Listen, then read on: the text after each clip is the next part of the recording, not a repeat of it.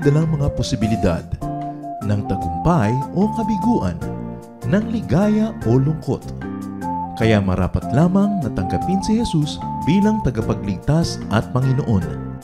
At matapos yun ay panariwain ang katapatan at paglapit sa Kanya bawat araw o day by day. Ang day by day ay naglalayong umalalay sa pang-araw-araw na pamumuhay. Narito po si Kuya Ed Lapis sa mensaheng pinamagatang Because we move in its orbits.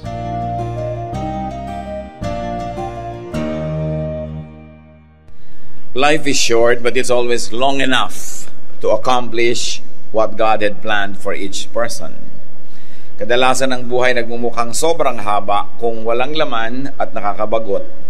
Kumisa naman parang sobrang iksi pagka hindi ito naalagaan at na-manage. Ang pag-aaral natin ngayon, pinamagitan natin, because we move in orbits. Dahil tayo ay kumikilos sa nakatakdang mga landas ng buhay, meron tayong dapat mga matutunan. Because we move in orbits. Dear God, thank you that you have a great plan for each one of us. We thank you, Lord, that you love us and you want us to live life to the fullest. Forgive us, Lord, when we squander time and life. And now as we come to you, Lord, we ask you to cleanse us from all our sins. Forgive us our iniquities. Make us whole and clean. Enable us to see your face, hear your voice, touch your hand, and to follow in your footsteps. Gawin niyo po kaming karapat-dapat, Panginoon, na tumanggap ng pagpapala niyo ngayon. Punuin niyo po ang mga kulang sa aming buhay. Palakasin niyo po ang mga kahinaan, papagliwanagin niyo ang aming mga kadiliman, ituwid niyo ang mga kalikuan namin. At nawa ang buhay na inyong pinagkakaloob, maipamuhay namin sa paraang kalugod-lugod sa inyo at kapakipakinabang sa amin at sa aming kapwa. Be our speaker, Father. Use your servant only as your instrument, but be the voice that we like to listen to. Speak to your people, correct us, Lord, rebuke us, heal us, change us, empower us. In the name of Jesus, your Son, our Lord, our teacher, our Savior, we pray.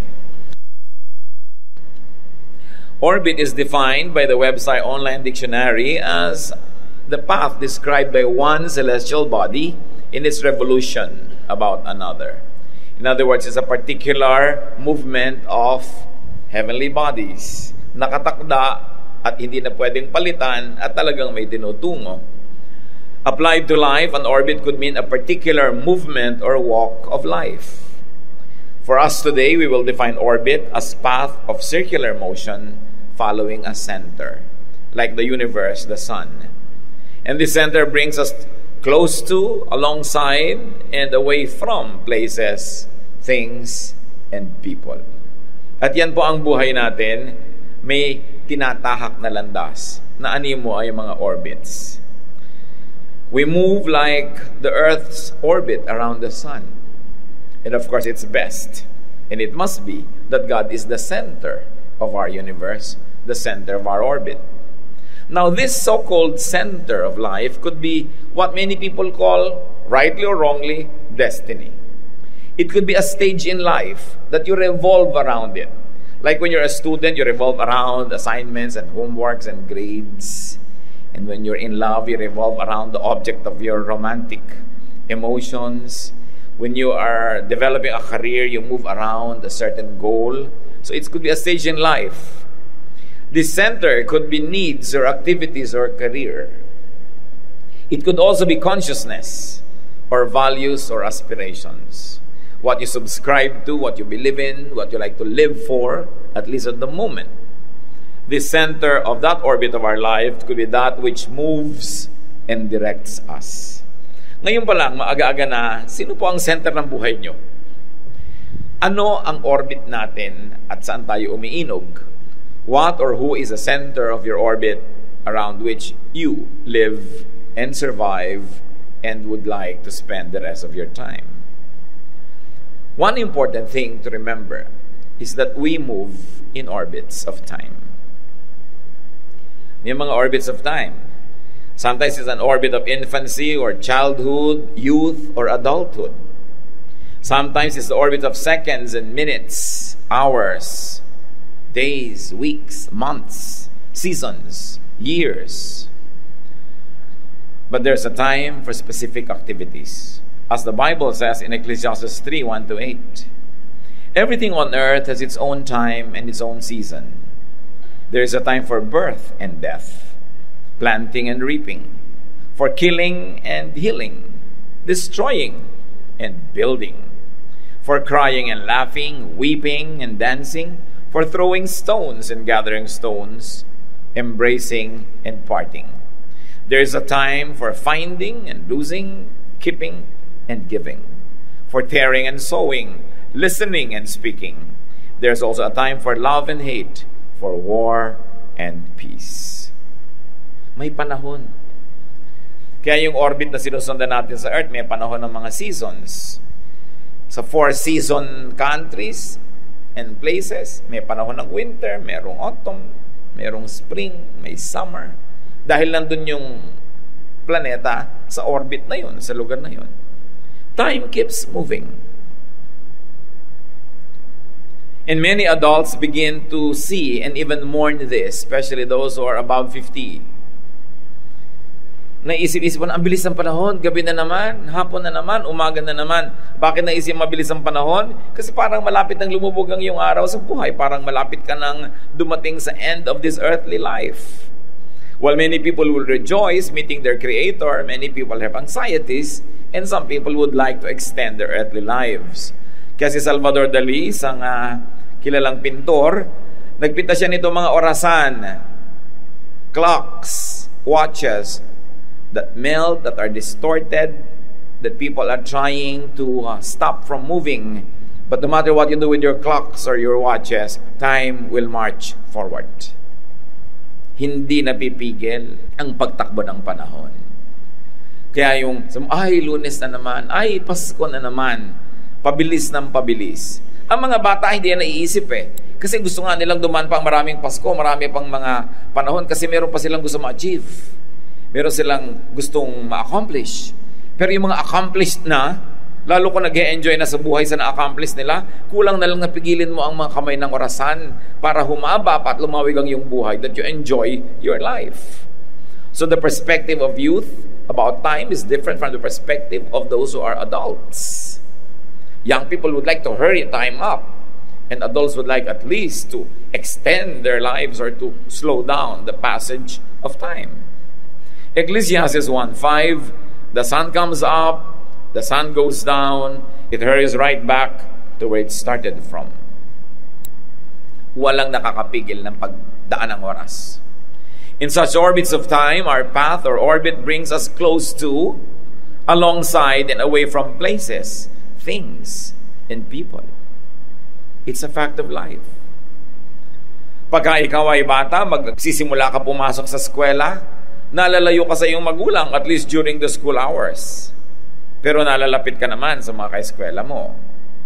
Pag mag-aasawa ka na, kahit paano, napapalayo ka sa iyong mga kapatid at mga magulang, napapalapit ka naman sa iyong kabiyak. Pagka ikaw ay magtatrabaho, lalo abroad, napapalayo ka sa iyong pamilya, napapalapit ka naman sa mga bago mong kaibigan, sa mga bago mong makakasama sa buhay. Every time that there's movement of time, we are drawn closer or taken away from people that we value. We are being taken to new places, nearer and nearer to different places, and farther from the usual places. So our life orbits are all about time sharing. It's temporary. It's dynamic. Isa po sa mga napaka-enjoyable kong karanasan when it comes to interacting with many cultures was when I worked abroad. And there were at least 30 different nationalities in one compound, and you encounter them every day. Hindi na yun mauulit kahit kailan. Kaya sayang naman yung panahon kung nandun ka sa isang international community, wala kang ginawa kundi magsiksik din sa iyong tribo, sa iyong grupo, at hindi ka na nakihalubilo. Kasi uuwi ka rin, kasama mo pa rin yung mga dati mong katribo, hindi mo na makakasama uli yung mga nagkita-kita lang kayo sa isang lugar dahil pinagtagpo-tagpo kayo doon ng inyong mga kapalaran. We move in time. We move in orbits of space. Space keeps moving and changing. Like the planets, the universe, the Milky Way. No heavenly body will be in the same spot again ever. Tulad din tayo. We will never be in the same place, the same situation, with the same people, in the same level of mentality where we are now. Pag lumampas yun, tapos na. The earth is never in the same spot, at least in any man's lifetime. So our activities bring us to different places, different planes and dimensions of space. Nararanasan mong nasa taas, nasa baba, nasa gilid, nasa gitna, nasa sulok, sa iba't ibang paglipas ng panahon. Our activities make us change the configurations, even of the same space where we are. In such orbits of space, like time, our path brings us close to, alongside, and away from places, things, people. Pag nalalapit ka sa isang bagay, nalalayo ka sa iba. The law of impenetrability says only one thing occupies one place at one time. You cannot be close to everybody. When you're close to someone, it becomes necessary that you are not that close to everyone else. Kaya pinipili. Pagkausap ko kayo, wala na ako ibang pwedeng kausap. Pag nandito ako, hindi ako pwedeng nasa ibang lugar. Dahil ganun talaga ang panahon at ang espasyo. Our position in, use of, and relation to space makes us share it with other people, beings, and things that are brought by their own orbits and cycles to the same place at the same time. Tingnan nyo mga katabi nyo ngayon, dinala yan dyan ng kanyang kapalaran. Pero yung consciousness mo last week, last year, yung health mo ngayon, next week, kahit magkatabi-tabi kayo pa ulit-ulit, hindi laging pareho. Hindi yun nauulit. So life is all about space sharing. You share a row of seats in an airplane with several people. You share a row of apartments with several residents for a while.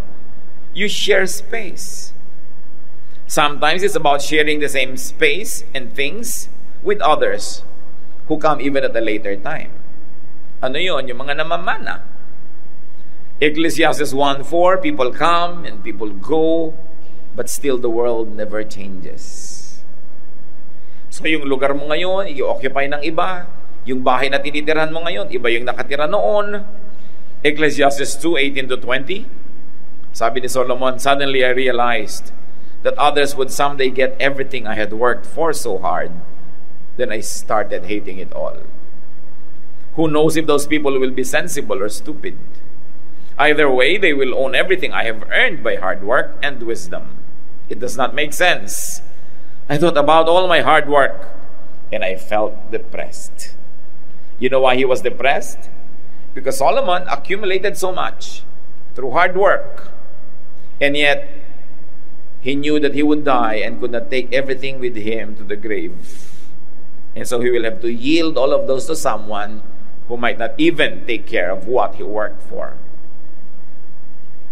But why did he feel bad? Because he wanted to control the space and the things he had, even when he is in another dimension already. Yung mga kinontrol mo ngayon, pag nagsumakabilang buhay ka na, gusto mo pa rin makontrol, gusto mo pa rin ikaw ang magmaniobra nun, ilulungkot ka nga. What's the secret in life? Don't feel bad. Yield time, space, and things to changing courses of your orbit. We never own anything. We were born with nothing, and we leave this world with nothing. Everything that we have, all the stages of intellectual growth that we enjoy, are just but fleeting moments. Avoid pain. Do not get too attached to things, to places, to seasons, even to people. We love, but don't get too attached.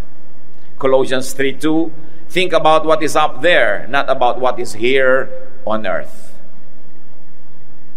Think of things that are above, not of the things that are below, because everything that is below is fleeting, temporary, borrowed. You will have to yield that. Pag sobrang mong gustong hawakan, nakukulong ka. Parang yung mga ibang tao sa South Pacific, How do they catch monkeys? Kumukuha po sila ng mga nyog, at yung nyog may butas. Doon sa loob ng nyog, naglalagay sila ng makinis na bato. Itong unggoy, masisilip niya yung nyog na nakakabit sa kung saang contraption. Hindi niya kayang dalhin yung nyog. Sisilipin niya yung bato sa loob. Magagandahan siya. Ipapasok niya ang kanyang daliri sa maliit na butas, hahawakan niya ngayon yung bato at gusto niyang dalhin. Pero dahil hawak niya yung bato, lumalaki yung kamao niya, hindi niya kayang ilabas dahil maliit lang yung butas. Pwede lang niyang ilabas ang kamay niya. Pag bibitawan niya yung bato, mailalabas niya ulit yung kamay niya. Ganun tayo sa buhay, mga kapatid. Kung minsan nakukulong ka dahil ayaw mong bumitaw. Dapat marunong kang bumitaw. By holding on to something very dear and close to us, we become slaves. We get imprisoned. We get caught up in the webs of life. So space and one's place in it are temporary and dynamic. We move in orbits of consciousness. So time, place, consciousness. The mind keeps changing. That's what many collectors realize. There's a time in your life when you like to collect bells or elephants or flowers or whatever. Then there comes a time in your life where you're not interested anymore. And you're looking for someone to give it to. Nag-iba na kasing isip mo. Nag-iiba-iba tayo ng isip. Kung minsan in love ka, hibang na hibang ka, lagnat na lagnat ka sa isang tao at gandang-ganda ka. Pag na-realize mo na ngayon, hindi pala ganun kagandahan naman, hindi naman pala ganun talaga ka-interesting, naiiba na yung utak mo. Cycles of thinking. Kung minsan gusto mo ang isang bagay, mamaya ayaw mo na. Naniniwala ka sa ganun, mamaya hindi na masyado. Mamaya may iba ka na ng paniniwala. In fact, life is all about changing our mind. And the development of the human being is all about changing the way he thinks. Romans 12:2, but let God change the way you think. That we are changed from glory to glory by changing the patterns of our thoughts. Ecclesiastes 7:25, so I decided to learn everything I could and become wise enough to discover what life is all about. But the moment that you have become wise, you realize that there is so much more that you are not informed about. Only the truly wise realize that they are ignorant, because the truly ignorant think they are wise. But the truly wise realize that there is so much more to know, that what we know is little and what we do not know is immense. We keep changing the way we think. 1 Corinthians 13:11, when we were children, we thought and reasoned as children do. But when we grew up, we quit our childish ways. And by then, you think you're an adult. But give yourself 10 or 20 years more, and you will realize that though you were 20 or 30, you were still a child. Because room for learning is the biggest room in the world. So what is life about? It's about sharing thoughts, mindsets, worldviews, in changing configurations. What are we talking about here, my brothers and sisters? You cannot share anyone's life without sharing that person's thoughts. And people keep changing their thoughts. That's why you begin sometimes as lovers, as sweethearts, and after 15 or 20 years of marriage, you begin to fall apart and grow apart from each other because the way you think begin to separate directions. Nagkakahiwalay ang pag-iisip. To continue sharing your loved one's thoughts, if you like to do that, grow together. Grow in the same direction, grow at the same speed, especially in matters of faith. Kaya mahalaga yung unity of the mind. Pagka ang isip ang nagkakaisa, walang makapaghiwalay sa inyo. Kahit espasyo, kahit panahon. Pero kahit magkasiping kayo magkatabi sa isang kwarto, pag magkaiba na kayo ng takbo ng utak, artificial na ang inyong unity. Bakit pinag-uusapan natin ang mga bagay na ito, mga kapatid? Why are we talking about our lives being lived in orbits? Because spirituality, Christianity, is all about living life to the fullest. The Lord Jesus said in John 10, "Then I came that you might have life and have it abundantly, have it fully." How does one live fully? Because we move in orbits, make the most of shared time. Colossians 4:5, always make good use of the time. Pag may kasama kayo ngayon, mga kapatid, enjoy na. Enjoyin nyo yung pagsasama ninyo. Kung kayo ay nasa maginaw na klima, enjoyin nyo yung ginaw. Huwag kayong magreklamo. Pag nasa mainit kayong klima, enjoyin nyo yung init. Huwag kayong magreklamo. Kasi yung panahon na yon, maiiba at maiiba. Kung sino ang kasama ninyo, sometimes you join a group tour and there are 10 other people there who are companions from hell. No? Ang hirap-hirap ng group tour, yung mga laging late yung isa, kainis kumisan. But you will never be in the same bus again ever in your life. So learn to enjoy that shared time. You have a choice to feel miserable, unhappy. But why will you do that? The time will never come again. Kung sino yung kasama mo, ano yung ginagawa mo sa oras na yon, ano yung panahon ng kasalan, magsaya ka. Panahon ng libing, dito ka maglungkot. Hindi pinagbabalik-baligtad. Kasi yung panahon hindi bumabalik. Always make the most of shared time. Lalo sa mag-asawa, hindi nyo naman alam kung sinong unang gagraduate.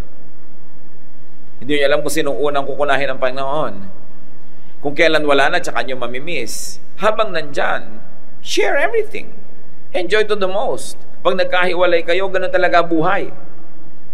Yan ang pinag-uusapan natin mga kapatid para mga planeta. Kung ito yung Earth, lumalapit yung Venus, huwag mo ka magreklamo, enjoyin mo yun. Kasi lalayo din yun, magkakahiwalay din kayo kasi lahat kayo may orbit. Lahat ng tao may orbit. So kung magkalapit kayo that yung the orbit of the person brings him near your orbit, enjoy it. It will never happen again. Love the most, give the most, do the most good, and then move on without regrets. Because we move in orbits, make the most of shared space. Romans 12:16, be friendly with everyone. You can be unfriendly, even hostile to your neighbor or to your roommate if you're in a dorm, but what kind of life will you have?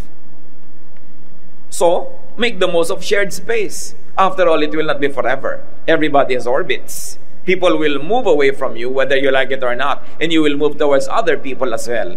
But if you keep on making misery out of company, you will carry misery with you everywhere and you will never have a life that Jesus wants to be abundant and full.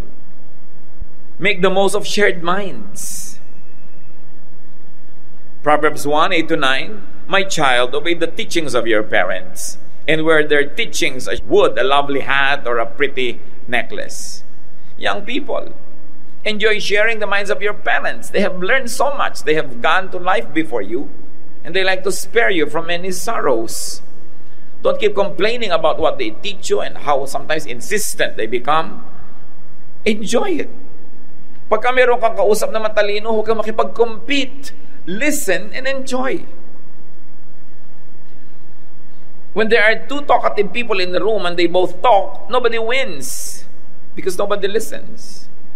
But if somebody talks and you listen, you end up a winner because what you knew before is now more because what that person was saying was added to your knowledge. But that person that kept on talking never added anything to himself. So listen. Kung minsan nakikipag-compete ka, anong mapapala mo? Kaaway, kagalit. Minsan, alam mo yung anak ko, second honor. Ang anak ko nga, first honor. O, ano ngayon ang hinahanap mo? Away? Hayaan mo lang siya, appreciatein mo lang. Ganito yung mentality ng kausap mo. Alangan mong ibahin mo siya. Amo ka, ang yaman-yaman mo, ang dami mo nang nalaman sa buhay. Meron ka empleyado, inahanap mo sa kanya yung talino mo. Kung ganun kanya, di siya katalino, di dapat hindi ka mo na siya tauhan. So, kung ano yung mentality niya, enjoyin mo. Huwag mong i-impose yung mentality mo on others. Do not impose your values and mentality on other people. But try to enjoy what they have between their two ears. That will be an added blessing to you. Do not always impose your systems. Look at other people's systems. You are not in Russia and yet that country works and runs well. It means that you don't need to save the world all the time. You don't have to change everybody. Different ways, different customs are like that because they work in that time or space. Dapat naiintindihan natin yun. When somebody has a new idea, do not reject it immediately. Give that idea a day in court. Like Paul's idea about Jesus was very strange to the Greeks. Acts 17, 19 to 20. They brought Paul before a council called the Areopagus and said, "Tell us what your new teaching is all about. We have heard you say some strange things, and we want to know what you mean." Ganon ang natututo. Hindi ko naintindihan na pinagsasasabi ng taong yan. Pakinggan nga natin. Ganon. Hindi yung ayaw ko nang pakinggan kasi hindi ko maintindihan. Shared minds. At any given time, we are growing in our mind. And no two people grow at the same time. So somebody knows something you don't. Somebody understands something that you probably don't. Enjoy it. Relish the good that is shared. Kasi, lilipas agad. Yung mga bata sa pamilya nyo, na isip bata, kasi bata, gusto nyo agad mag-mature, enjoy the childhood of your children because they will not be children for long. Hindi ka na laging parang punong inaakyat niyan at gustong yakapin. Pagka nga nag-teenager, di ayaw ka makasabay sa mall. Hindi laging ganon. Hindi nila laging gustong sumama. Sama ako. Isama nyo habang gusto. Kasi darating ang panahon, kahit mo pilitin, ayaw. Lumilipas. Because we live in orbits, you won't be here again. You won't be there again. So maximize enjoyment, maximize goodness, and doing good. Because you will never be in that spot again, ever. Meron kang strength, may taong mahina, pinagsama kayo in the same time and space ng inyong orbits, aanin mo yung strength mo. Pagsasamantalahan mo siya, kakaya-kayanin mo, o gagamitin mo yung strength mo para siya palakasin at tulungan. Then magkakahiwalay na kayo. Anong laman ng budhi mo? Anong laman ng puso mo? Kaligayahan o guilt? Hindi na kayo magkakasama uli eh. Kumakain ka, meron kang kinakain na sandwich, may titingin-tingin. Baka gutom na gutom, may isa ka pang sandwich, o pwede mong hatiin ang sandwich mo. Palalampasin mo ba yung pagkakataon na yun? Meron ka namang extra pera, meron kang pamangkin na hindi makapag-enroll. Palalampasin mo ba yung semestre na yon? Kasi baka next time ikaw na yung wala, sila na yung meron. Ba't ka magpapalampas ang pagkakataon na gumawa ng mabuti? Eh hindi na babalik. May sakit ang magulang mo, naglalambing, gustong bantayan mo, ikaw naman puro gimmick ang inaatupag mo sa buhay. Hindi naman lagi magkakasakit yon at baka mamatay pa nga. Ano ngayon, uuwi ka sa burol, iiyak-iyak ka. Pag may pagkakataon tayong gumawa ng mabuti, huwag niyong papalampasin. Lalo't kayo yung magbibigay, kayo yung malakas, kayo yung may kapangyarihan, sayang pag pinalampas. If there's any opportunity to do good, don't let it pass. It may not come again. Pinagsasama-sama tayo ng kapalaran, pinagtatagpo-tagpo tayo ng iba't ibang tao, iba't ibang uri ang utak sa iisang lugar, sa iisang panahon, dahil merong purpose. So you ask, ano ang purpose ko ngayon dito? Anong katuturan ko? Ba't ako nandito ngayon? Ba't nailagay ako ng Diyos sa oras na ito, sa lugar na ito, ng mga kasama ko, ito mga ito? Ano ang mission ko sa buhay? O anong gusto ko missionin sa buhay? Walang aksidente. Ang Diyos ang nagpapaandar ng lahat ng mga planeta. Pinagtatapat-tapat. Nakita ninyo yung crescent moon, yung bagong buwan, pag tumapat yung bituin, Ramadan sa mga Muslim. Pero ang totoo, sa perspective lang natin magkatapat yun. Pag nasa ibang planeta ka, hindi naman yung magkatapat. It's all a matter of perspective. Pero nagkakatapat-tapat. When Jupiter aligns with Mars, nagkakatapat-tapat. Hindi laging nangyayari. Kaya kung minsan, mababasa mo sa dyaryo, itong araw na ito, ganito yung katangian ng ating planeta. It happens only every 800 years. Ganito ang buhay eh. Nasa isang lugar ka, nasa isang panahon ka, meron kang dapat matutunan, malasap, ma-enjoy, meron kang dapat tanggalin, ikabit, dagdagan, hingin, ibigay.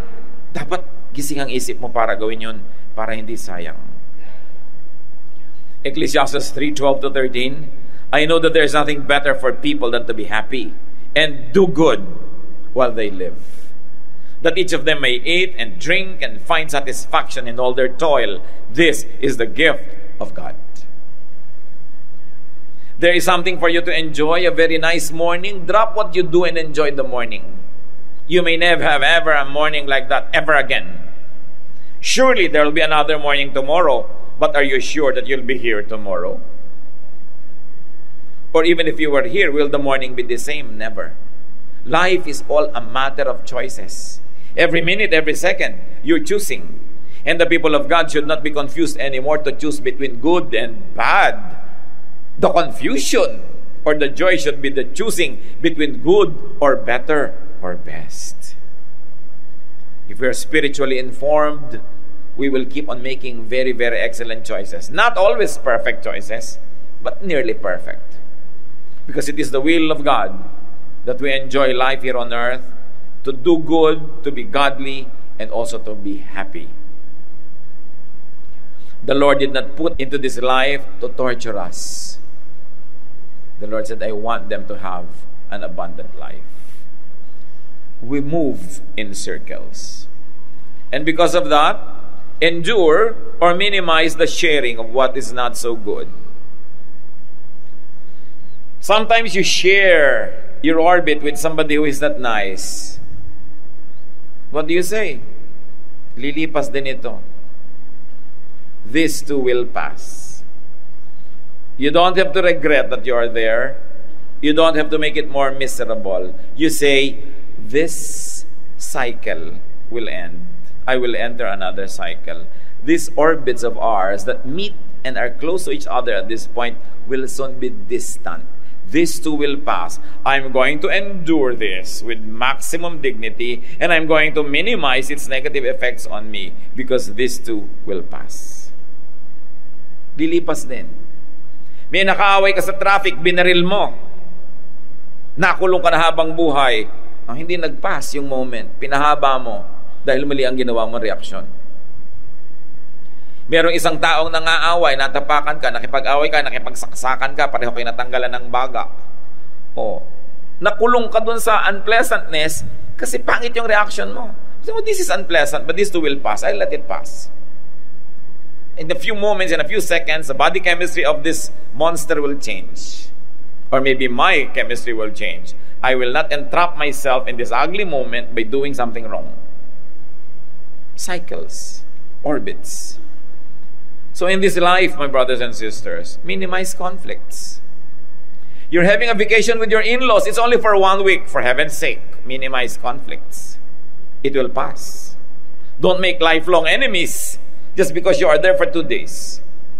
Minimize contact with the unpleasant, if you could. Minimize damages of discord. Di naman magtatagal lalampas din. 2 Timothy 2:16, keep away from worthless and useless talk. It only leads people farther away from God.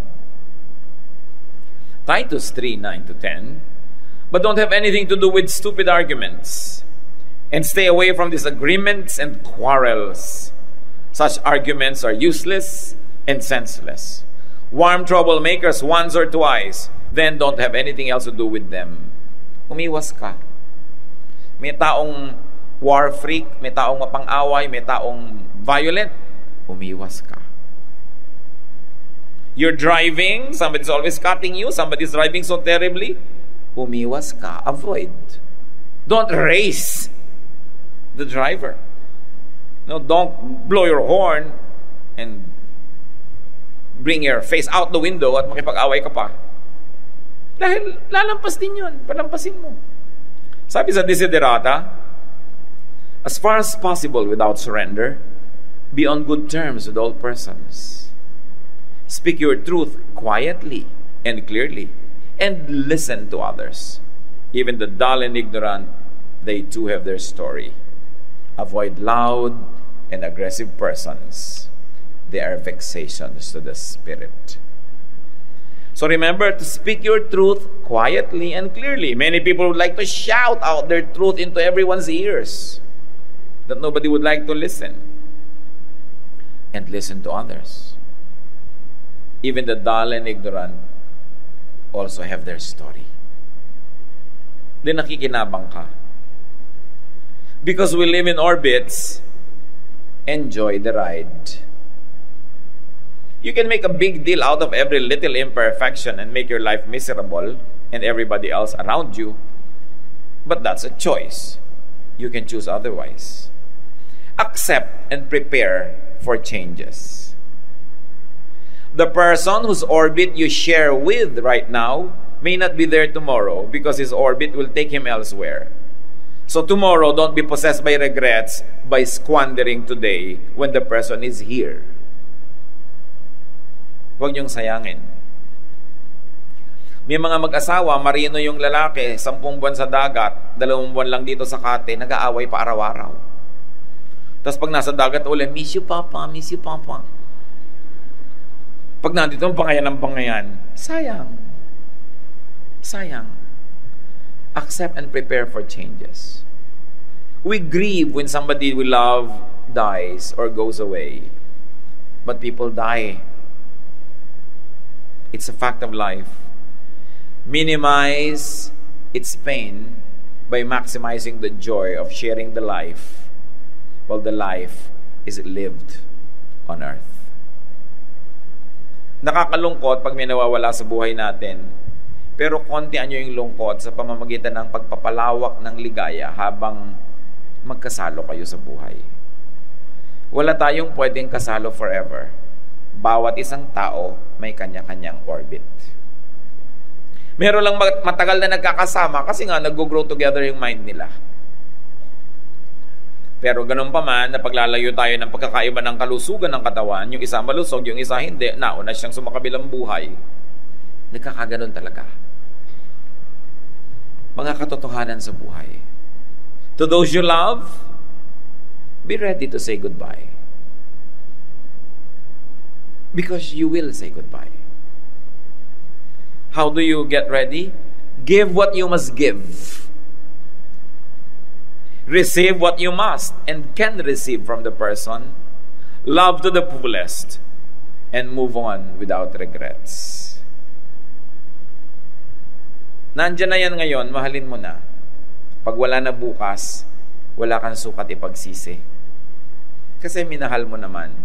At kung minahal ka rin niya, may tinanggap kang pagmamahal, salamat.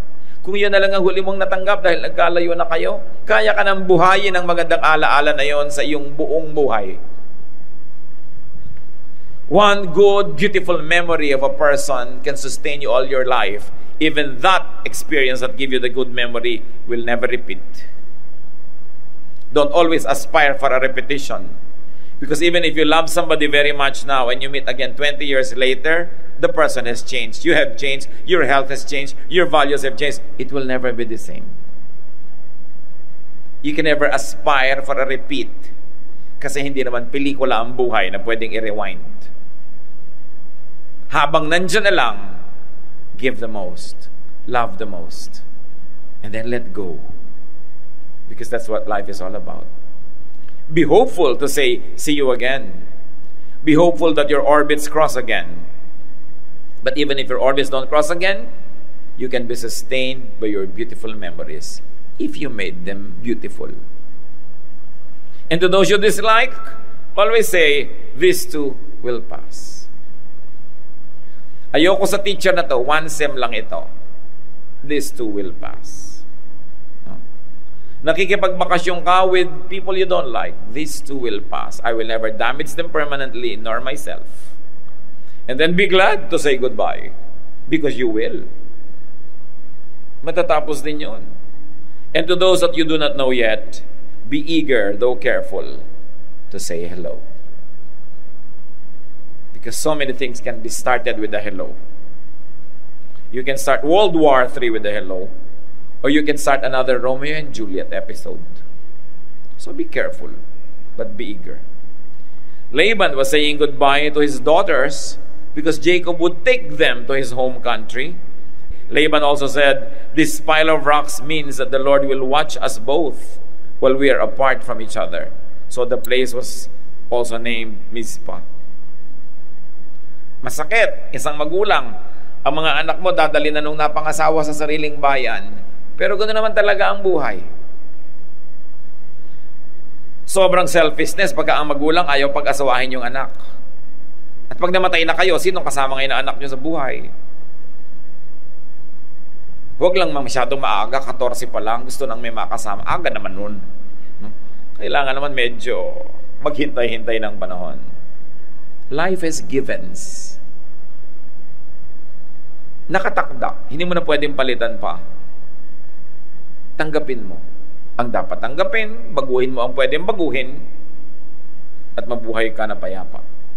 Ecclesiastes 1:4, people come and people go, but still the world never changes. Ecclesiastes 1:5, the sun comes up, the sun goes down, it hurries back to where it started from. Life is full of cycles. History repeats itself, they say. Ecclesiastes 1:6, the wind blows south, the wind blows north. Round and round it blows over and over again. Life is about circles. At any given time, somebody's beginning, somebody's ending, somebody's in the middle. It's about circles. You must understand that the sentiment of the beginner is different from the sentiment of that who is going to end a circle or a cycle.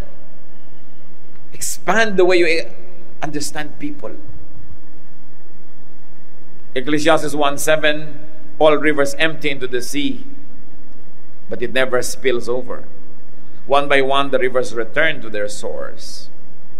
Life is about recycling. Not one drop of water had been added to nor subtracted from the planet since creation. Puro lang evaporation, condensation, etc., etc. Yun at yun din. Ganon din ang buhay. Recycling.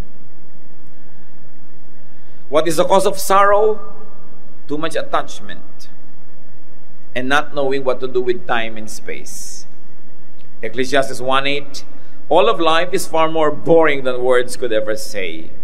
Our eyes and our ears are never satisfied with what we see and hear. So how do you reverse that? Teach your ears and eyes to be happy with the here and now, to be satisfied. Percy B.C. Shelley says, we look before and after and pine for what is not. Therefore, our serious laughter with some pain is fraught. Our sweetest songs are those that tell of saddest thought. Pag ang lagi mong hinahanap, yung wala, at yung nandyan, binabaliwala mo, hindi ka na sasaya.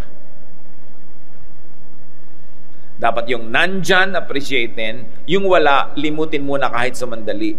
Hindi yun unfaithfulness. Lagi mong naaalala, nalulungkot ka naman. Gumawa ka ng paraan para malimot mo kahit sandali. At pag nandyan na, tsaka mo nalang uli alalanin. Kaya sabi ng isang tula, better by far you should forget and smile than that you should remember and be sad. Kung may nagmamahal sa inyo, huwag niyong laging hanapin na mamiss kayo. Dahil kawawa naman siya, biruin niyo na mamiss kayo. So kung medyo nalilimot-limot kayo, mahal niyo siya, dapat na rin kayong sumaya. Dahil at least yung hapdi, yung kirot, ay bumababaw. Huwag tayo maging selfish na lagi nating umiikot ang mundo sa atin, lagi tayong naaalala, laging tayong hindi makakain pag naiisip tayo. Diba? Di na makatulog, di na makakain. Tagyawat sa ilong yun. Pati na sa pisngi. Ganun ba dapat ang gusto mo pag may minamahal ka? Di ba ang gusto mo maging independent siya? Para wala ka at nandyan ka, mabuhay siya. Mga magulang, pag naputol na ang pusod ng bata mula sa sinapupunan ng ina, nagsimula na yung pagiging independent. Dapat natin siyang tulungan na makatayo mag-isa na hindi lagi nakaasa sa atin. Kasi hindi naman tayo lagi nandyan. So one of the best gifts that we can give to our children is to teach them to live their cycles and their paths and their orbits. Kahit hindi tayo kasali. Kesa lagi tayo nakasali pero nakasandal sila tumaasa. There's always a parting, a letting go in life. And those that hold on too much and too tightly and too long are the ones who suffer. And you make everyone else around you suffer as well. The joy and the peace of life is in letting go. To enjoy it while it's here, and to let go when it has to go away. Ecclesiastes 1:9, everything that happens has happened before. Nothing is new. Nothing under the sun. So learn from the patterns. Don't reinvent the wheel. Young people, learn from your parents. Learn from the experiences of the generations ahead of us and who went before us. Because things just keep repeating.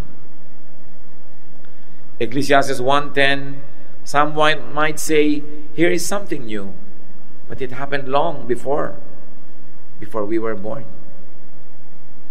Paulit-ulit lang ang lahat, tulad ng fashion. Ecclesiastes 1:11, no one who lived in the past is remembered anymore, and everyone yet to be born will be forgotten too. So do not aspire for remembrance or legacy to the point of not living a full life, to the point of being unkind to others, just so that you will be remembered, you'll be great, because nobody will remember beyond 3 generations. Yung mga photo albums natin, kung uso pa yon, papahalaga lang kayo. Siguro, yung mga anak nyo, pagka kayo sumakabilang buhay, pahalagahan nyo ng konti. Mga apo nyo, naku, ano yung mga album nyo? Diba? May iba na silang halaga, may iba ng buhay. So huwag ka nang, gusto mo pa na wala ka na, pinapahalagahan ka pa. Ang mahalaga habang nandito ka, mahalaga ka sa iba, mahalaga yung iba sa'yo, nagmamahalan kayo. At kung wala ka na, di wala ka na, graduate. Pero kung minsan sa kahalagahan sa iyo na magiging darating pa ng mga impression sa iyo, hindi ka tuloy na buhay ng totoo sa sarili ngayon, hindi ka na nakakain ng gusto mo, hindi mo nagawa yung gusto mong gawin dahil wala ka iniisip kundi image, legacy, tapos namatay ka na, yung buhay mo unlived. It is sad because there are many unlived lives because the people who were assigned to live them are giving everyone else a show or living in a fantasy. But we have our own lives to live. Make sure you live your life. No one will live it for you. And don't ask others to be extensions of your life so that they will live your life for you. They have their lives to live and you have yours. Everyone has a path. Everyone has an orbit. It is unkind to derail other people from their own orbits because you want them to be under your shadow.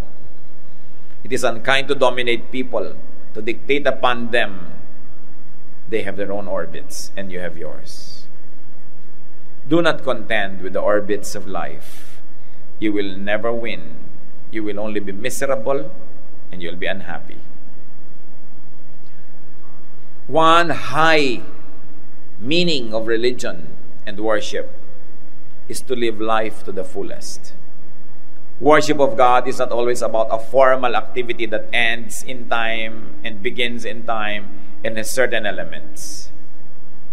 But to live life to the most, that is high religion. Because life is from God. Get the most, give the most, and keep moving without regrets. Philippians 3:13, my friends, I don't feel that I have already arrived, but I forget what is behind and I struggle for what is ahead. When you keep on looking backward, especially with regrets or pain or sorrow or hatred or envy, you are wasting the here and now because you are accommodating what is already gone. Look around you. Live life to the fullest. Yesterday is a spent and cash check. Tomorrow is only a promissory note.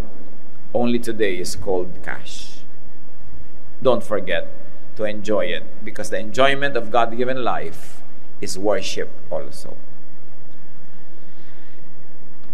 Life is lived in orbits. Do not waste time, space, and stages.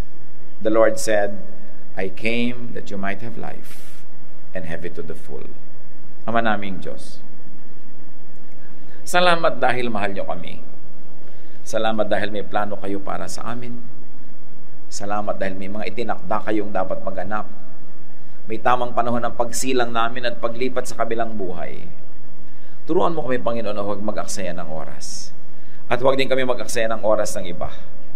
We thank you, Lord, for the gift of life. Teach us to value time and space, to value what is here now, and teach us also to respect other people's lives, that we do not needlessly impose on them and derail them from their calling. Lord, we thank you. Help us to realize all these lofty ideals and beautiful truths so that we may live life to the fullest.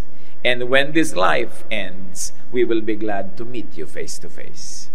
Magbulay-bulay tayo, mga kapatid, sa ilang saglit ng katahimikan.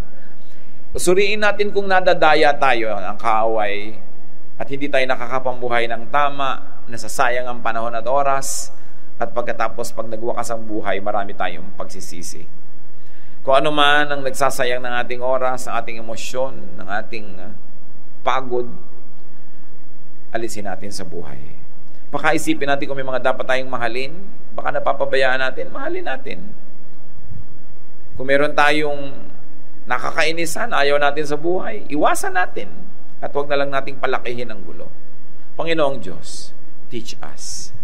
Teach us your ways so that we may find life in life. In silence, let's continue to be with God in prayer.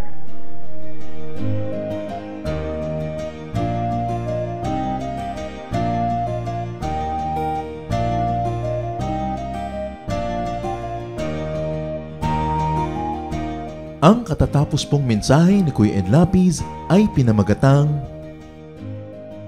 Because We Move in Its Orbits.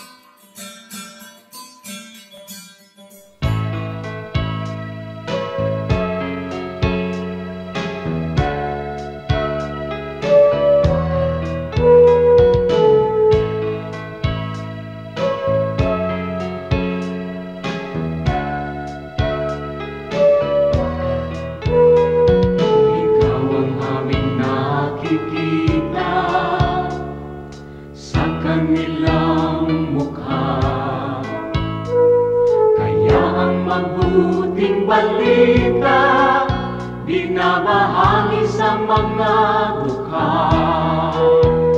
Ngunit paano nilang masisilayan ang habag at pag-ibig mo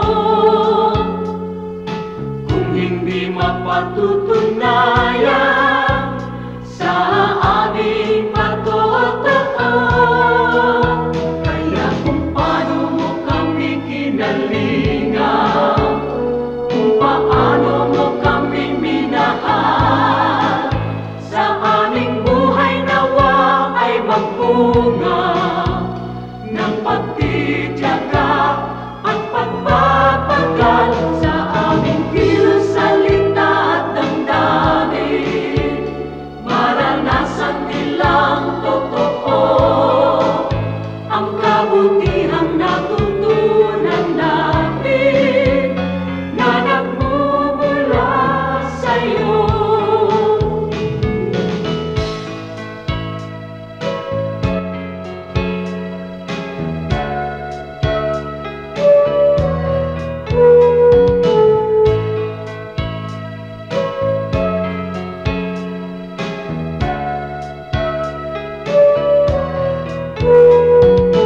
Kung ang tao at ang lipunan ay laging makasarili, sa'yo ang bagong panuntunan, ang maglingkod at magsilbi. Ang aming pananampalataya patuloy mong palaguin, at sa iyong dakilang biyaya di ka namin bibiguin. Kaya kung paano mo kami kinalingan, kung paano mo kami minahal, sa aming buhay nawa ay magbunga ng pagtitiyaga at pagpapagal sa aming kilos, salita at damdamin. Maranasan nilang totoo ang kabutihang natutunan namin na nagmumula sa'yo. Ang kabutihang natutunan namin na nagmumula sa'yo.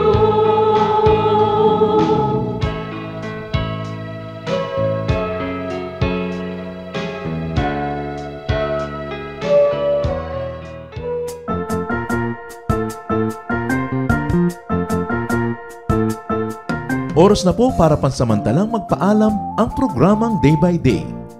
Tayo po'y magsama-sama tuwing ika-6 hanggang ika-7 ng umaga, araw-araw. Magandang umaga po at mabuhay ang Panginoong Hesus!